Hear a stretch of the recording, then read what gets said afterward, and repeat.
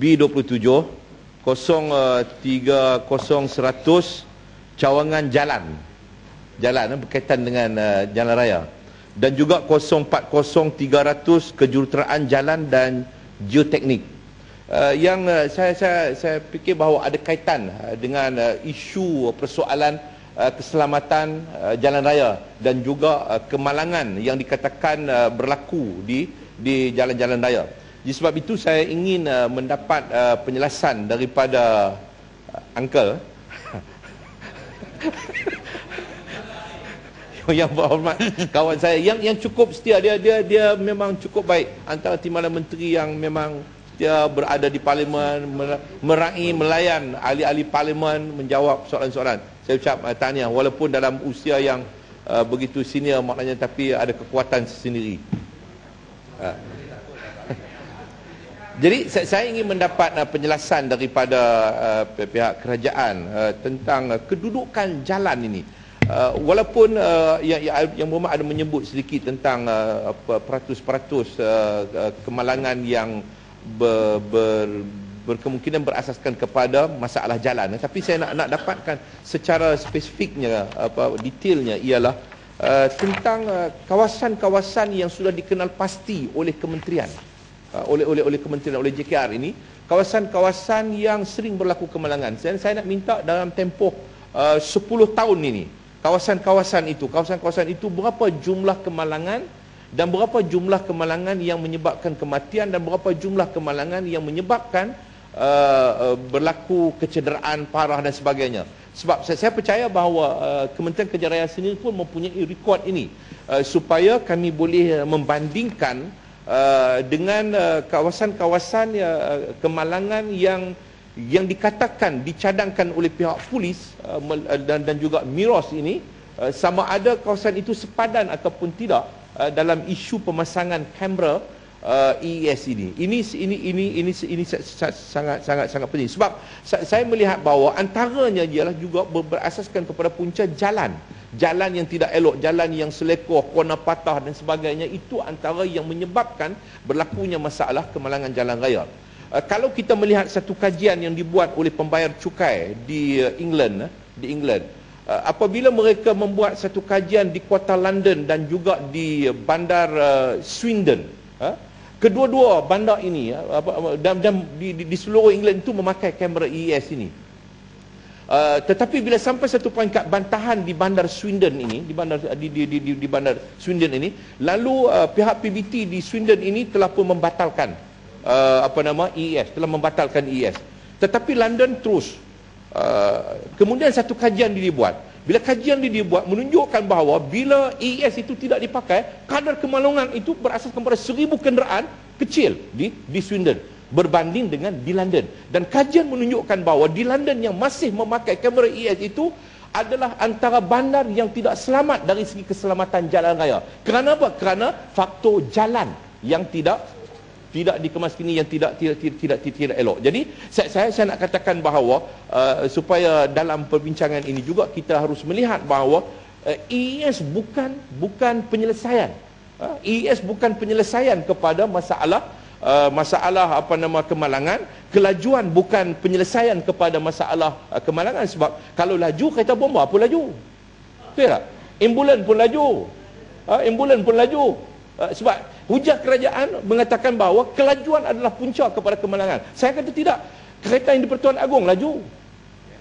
Kereta polis yang mengiringi yang di Pertuan Agong, yang mengiringi Perdana Menteri adalah laju melebihi daripada had kelajuan. Mereka tidak termaktub di dalam Akta Pengangkutan Jalan Raya ini. EES ambil gambarlah macam mana sekalipun akan di write off daripada membayar saman. Maknanya laju bukan faktor kepada kemalangan. Ada faktor lain, faktor jalan, faktor human, faktor kemanusiaan dan sebagainya. Jadi saya nak minta bahawa oleh kerana ada kajian yang saya katakan tadi di London itu adalah antara bandar yang tidak selamat dari antara bandar, bukan satu-satunya antara bandar yang tidak selamat dari segi keselamatan jalan raya, kerana jalan dia tidak elok. Jadi saya nak minta kajian dan minta senarai tentang kawasan-kawasan kemalangan yang telah pun dikenal pasti oleh pihak JKR. Kemudian Datuk Dr. Pengurusi Saya ingin menyentuh berkaitan dengan 0502 ya 0502 200, iaitu berkaitan dengan pengurusan projek kompleks. Saya ingin mendapat penjelasan daripada pihak kerajaan tentang saya telah dimaklumkan tentang pembangunan projek Malaysian Institute of Aviation MIAT Subang yang telah pun diberikan secara rundingan terus kepada syarikat Nadi Cergas Sdn Bhd dengan anggaran kos ringgit Malaysia 150 juta. Jadi saya nak dapat kepastian bahawa kenapa ia tidak dibuat secara tender terbuka atau terhad, kerana ia bukan projek keselamatan negara ataupun bukan satu projek yang spesifik yang memerlukan dibuat secara rundingan terus.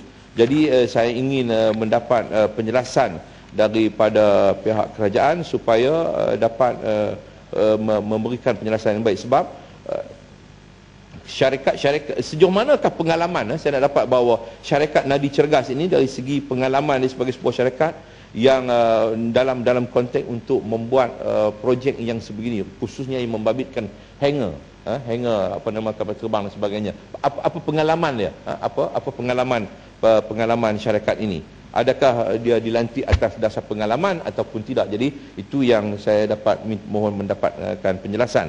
Yang keduanya 080300, yang ketiga 080300, latihan JKR. Latihan JKR. Saya mohon penjelasan daripada pihak kerajaan, iaitu berkaitan dengan cadangan projek Pusat Kecermerlangan Teknologi Nasional yang dikatakan juga dilaksanakan secara rundingan terus kepada konsortium